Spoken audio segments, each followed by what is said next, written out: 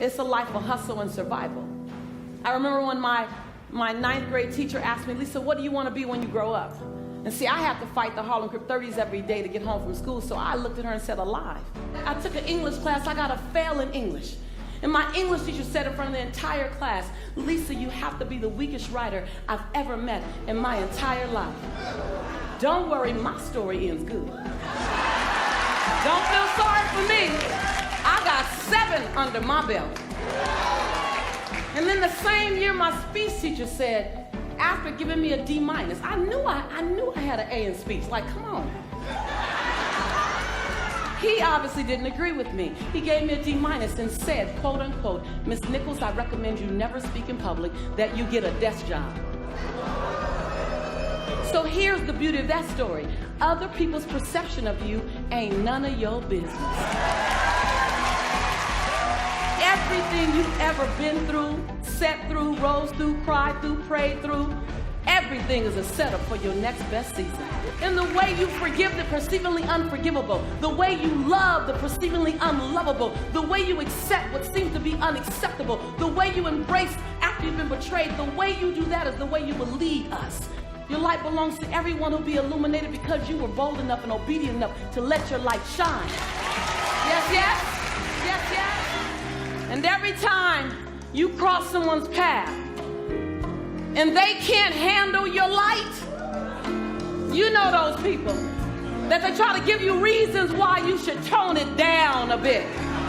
That they would tell Cheryl not to sing so loud. Right. They would tell me to shut up in class. They tell you you're kind of strange. You know those people. Dream snatchers, vision busters. Don't be mad at them. They can only love you to the capacity in which they're able to love themselves. Don't be mad at them. Don't be mad at them. Pray for them. Love them. Because they're dealing with themselves like we're dealing with us. But I want you to remember that your 70 watts has to be turned way up. Because you got way more to give us. It ain't over yet.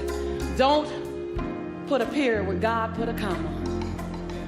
And when you turn it up to 159 watts, you know, you keep turning it up. You stop dimming your light. You say, today is the first day of the rest of my life. And you turn it up. You're going to find people that can't handle your light. And before today, you might have dimmed your light. You might have shrunk a little bit. You might have tempered it down a little bit. But after today, I want you to see this. After today, turn the lights up. After today, you don't dare dim your light. As your light gets brighter, you're going to disrupt some people. And they're going to tell you your light's too bright, your light's too bright, your light's too bright, your light's too bright. Then you just look at them and say, well, I'm not dimming my light. I'm just going to hand you some shades.